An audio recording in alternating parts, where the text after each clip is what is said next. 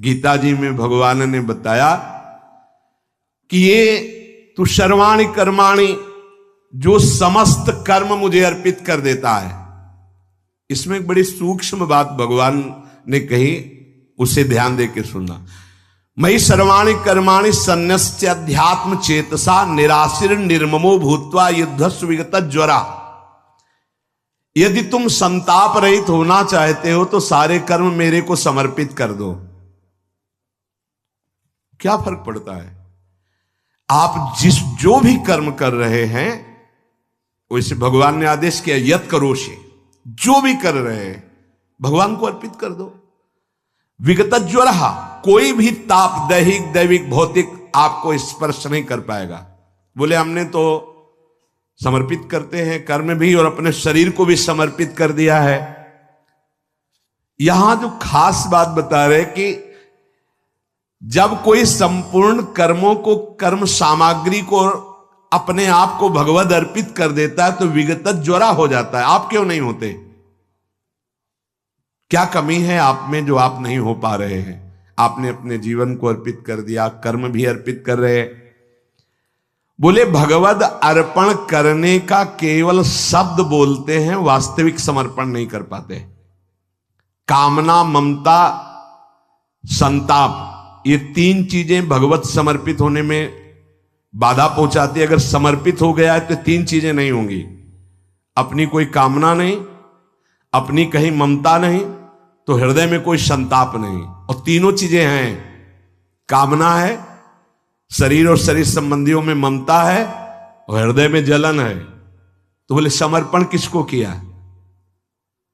जब कर्म समर्पित है, शरीर समर्पित है, आप समर्पित है। जैसे आपने किसी को वस्त्र दान किया, अब आपका अधिकार खत्म उस वस्त्र से।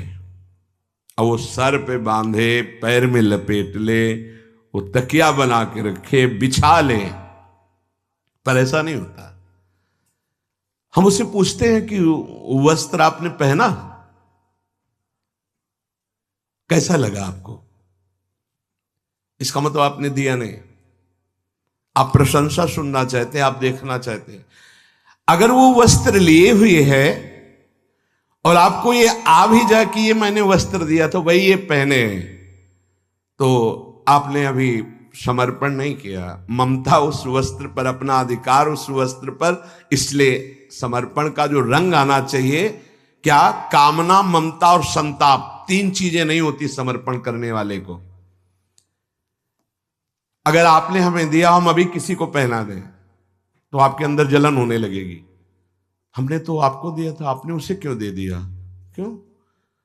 आपने दे दिया, अब आपका अधिकार खत्म। आप प्रश्न कैसे कर सकते हैं कि आपने उसको क्यों दे दिया? समर्पण में बहुत कमियां हमारे अंदर हैं। हम कहते हैं समर्पित हैं, भगवान कह रहे हैं यदि तुम समर्पित कर दो तो विगत ज्वरा, आज से कोई भी ताप तुम्हें स्पर्श नहीं कर सकता। और भगवान जैसे समर्थ को समर्पित कर दिया तो कौन दूसरा है? रुक्मिणी जी ने यही कहा था कि हमने जीवन आपको समर्पित कर दिया।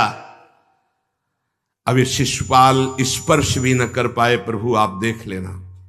वो आए और सभा के बीच में रुक्मिणी जी को प्रभु अपने दिव्य रथ पर बिठाकर पटरानी के रूप में विराजमान किया। उनकी जो आकांक्षा थी उसकी पूर्ति की। संपूर्ण कर्म और अपने आप को अर्पित करने वाले के हृदय में कामना, ममता, संताप, ये तीन नहीं होते। पर आपके अंदर अगर ये तीनों है तो इसका मतलब है कि अभी आपने समर्पण नहीं किया है। जिन साधकों ने अपने आप को भगवद अर्पण कर दिया है, अब कोई प्रश्न नहीं बनता है आपके जीवन में। नाम जप करो, भगवत आराधना में लगे हो, अब आपके जीवन का कोई प्रश्न नहीं है, कोई कामना नहीं, कोई ममता नहीं। अभी आनंद में हो जाओगे। अभी ये समर्पण की बहुत बड़ी ऊंचाई होती है। आत्मसमर्पण भक्ति का नवा स्वरूप है। जो भक्ति की पूर्णता है, नवम भक्ति, अष्टम भक्ति तक साधन, और नवम पूर्णता है आत्मसमर्पण। यहां भगवान आत्मसमर्पण की बात कर रहे हैं। अपने समस्त कर्म और अपने आप को मेरे चरणों में अर्पित कर दो, तुम कामना रहित हो जाओगे, ममता रहित हो जाओगे, संताप रहित हो जाओगे। पर हम लोग समर्पित नहीं कर पाते हैं। ये रोज समर्पण की केवल तैयारी, समर्पित हो गए तो निश्चिंत, निर्भय, निशोक, विपरीत भावना का त्याग, संशय राहित्य, कोई संशय नहीं, कोई विपरीत भावना नहीं, निश्चिंतता आ जाएगी। साधकों को सब कुछ भगवद अर्पण करना ही पड़ेगा। यदि कोई कामना, ममता, संताप दिखता है तुम्हारे अंदर, तो तुम्हें बार बार यही सोचना है कि मैंने तो सब कुछ भगवद अर्पण कर दिया, अब क्या चिंता। पर प्रश्न नहीं होना चाहिए कि मेरा कोई अधिकार अब रह गया है। ये जीवन प्रभु का है। अब इतने समर्पण की बात आप लोग तो धारण ही कर सकते हैं। अगर गृहस्थी में अहमता ममता जोर होने के कारण समर्पण का भाव इस कोटि का नहीं ला पा रहे हैं, तो विरक्ति में तो कोई अस्तित्व ही नहीं आपका। आपने तो अर्पित ही कर दिया है। पर ऐसा नहीं है। जब कभी देखा जाता है तो अपना अस्तित्व लेकर आप डोल रहे हैं, अस्तित्व को समर्पित नहीं किया। कहने मात्र को केवल होता है कि समर्पण है, नहीं, अस्तित्व समर्पित होने के बाद फिर मान अपमान में दुख सुख नहीं होगा, निंदा स्तुति में कोई सुख या दुख नहीं होगा। तो हमने तो समर्पित कर दिया, फिर हमारे अंदर कामना संताप क्यों है? अगर समर्पित कर दिया तो चिंता मत करो। जैसे एक विशाल वृक्ष जड़ से उखाड़ दिया जाए तो महीनों लगते हैं, वो दूर से हरा भरा दिखाई देता है, लेकिन उसका अस्तित्व मिट गया है। यदि आप समर्पित कर चुके हो, तन मन प्राण निरंतर भजन में लगे हो, अगर संताप प्रतीत हो रहा है तो आप विचार करना कि आपका संसार वृक्ष उखड़ चुका है। अब ये दूर से हरा भरा दिखाई दे रहा है, इसकी जड़ उखड़ चुकी है। पूर्व संस्कारवश यदि कोई कामना ममता संताप दिखे तो निराश मत होना, क्योंकि अब वो सब नष्ट हो जाएंगे। समर्पण होने के कारण उनकी जड़ उखड़ चुकी है। केवल संताप दिखता है, आगे चलकर अनुभव में ये नहीं आएगा, खत्म हो जाएगा। यदि संताप है तो फिर अभी देह में अहमता और संबंधों में ममता है, भगवत समर्पण नहीं हुआ। श्री भगवान कह रहे हैं, यदि मेरे को समर्पण कर दिया तो तुम्हें कोई ताप नहीं, कोई ताप स्पर्श। तभी तो संत जन एकदम परमानंद में मगन रहते हैं। तो संत जन का मतलब किसी भेष से नहीं, हृदय के उद्देश्य से है। अब भगवान कह रहे हैं कि यदि ये मेरी बात नहीं मानोगे तो तुम पतित हो जाओगे, अगर मान लिया तो मुक्त हो जाओगे। जैसे गुरुदेव आज्ञा करते तो जगत गुरु भगवान है। ये में मतमिदम नित्य मनुतिष्ठन्ति मानवाः श्रद्धावन्तो न शूयन्तो मुच्यन्ते तेपि कर्मभिः।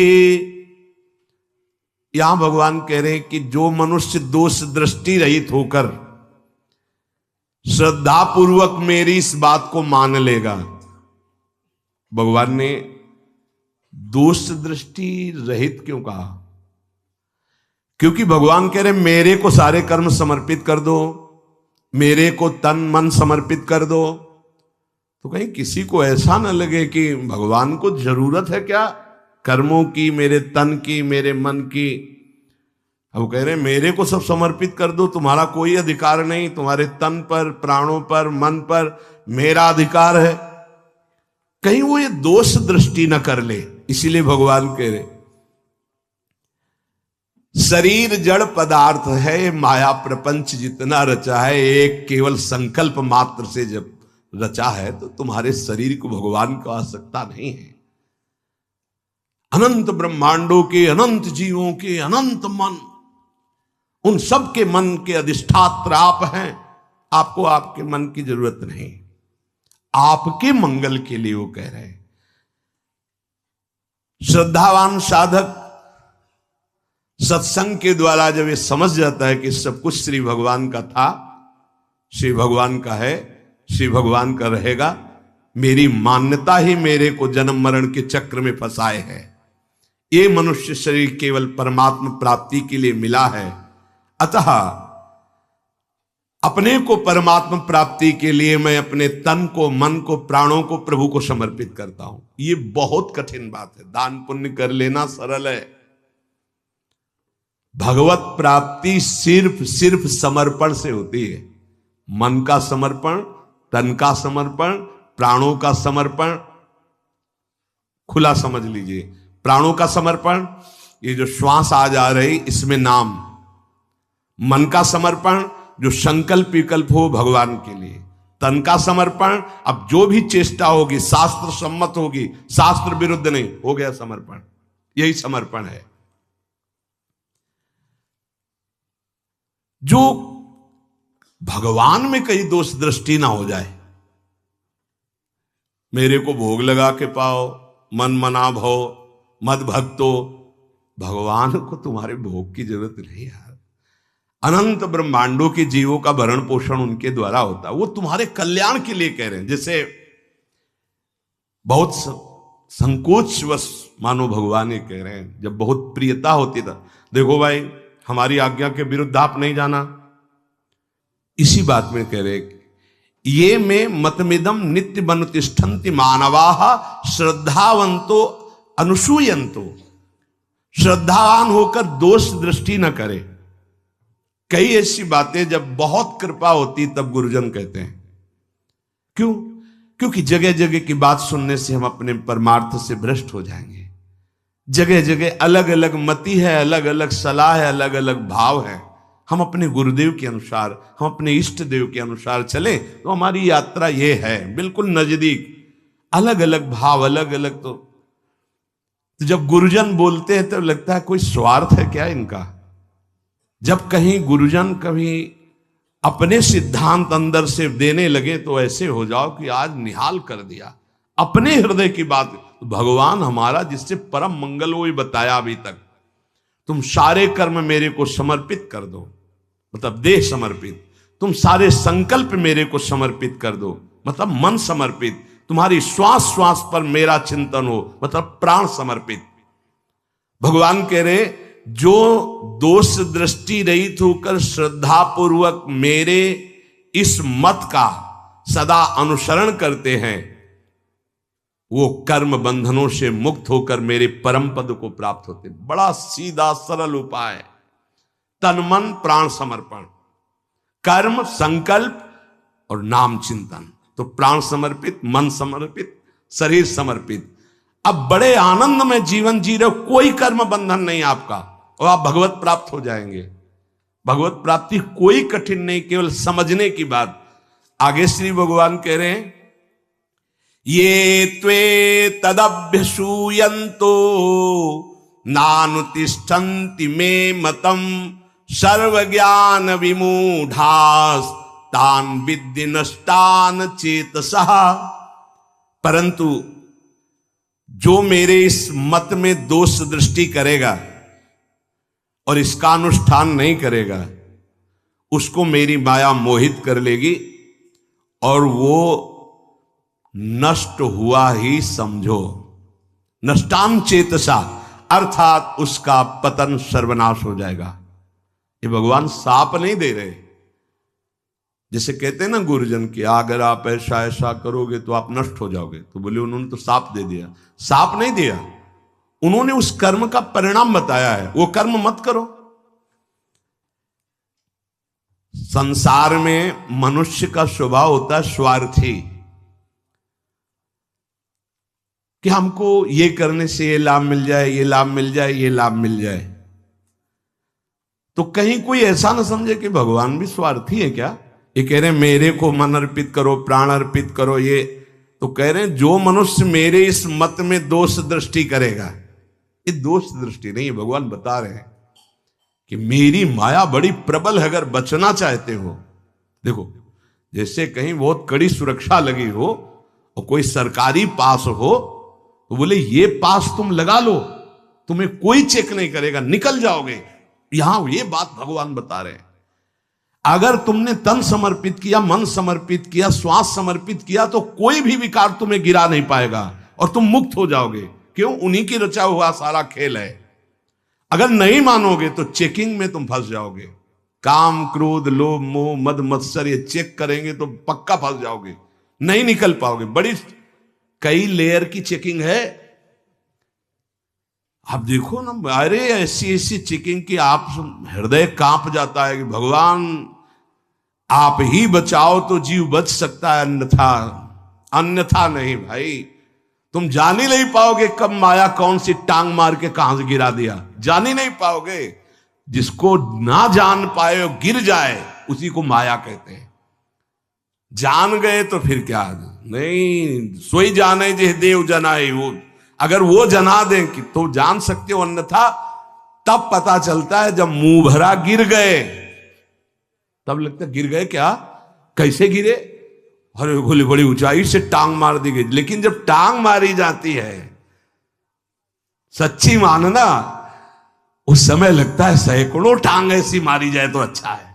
वो माया जो प्रियता पैदा करती है, उस समय गुरु कृपा, हरि कृपा, केवल विवेक जागृत है तो बच गया, नहीं तो ऐसा मीठा जहर है, ऐसी मीठी छुरी है कि अपने हाथ से गला काट ले।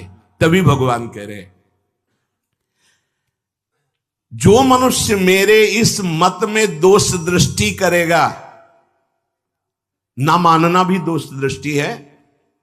भगवान कह रहे मान लो, तन समर्पित, मन समर्पित, प्राण समर्पित, सरल भाषा में सारे कर्म भगवान को अर्पित, वही जो शास्त्र सम्मत, मन से जो सोचा जाए, भगवत मनन, भगवत प्रसन्नता के लिए, समाज सेवा के लिए, शास्त्र आज्ञा के अनुसार, और नाम जप किया जाए, परम पद मिल जाएगा। यदि मेरे इस कथन का अनुष्ठान नहीं करते हैं, वो संपूर्ण ज्ञानों में मोहित अज्ञानी नष्ट हो जाएंगे, उनका पतन हो जाएगा, उनका नाश हो जाएगा। मनुष्य शरीर भगवत प्राप्ति के बिना गया तो मनुष्य सर्वनाश हो गया। भगवान के मत का अनुसरण ना करने वाला मनुष्य राग और द्वेष में फंस करके, राग और द्वेष रूपी शत्रुओं के जाल में फंसकर वो सारे सुकृत गंवा देगा और ऐसे पाप कमाएगा कि अंत में नारकी योनियों में नरकों को प्राप्त होगा। इसलिए भगवान समझा रहे हैं कि अपने सारे कर्म मेरे को समर्पित करके, मेरे मन वाला बन करके, मेरा सतत स्मरण करो तो तुम मेरे को प्राप्त हो जाओगे, इसमें संशय मत करो। शेष चर्चा आगे। श्री राधा वल्लभ लाल की।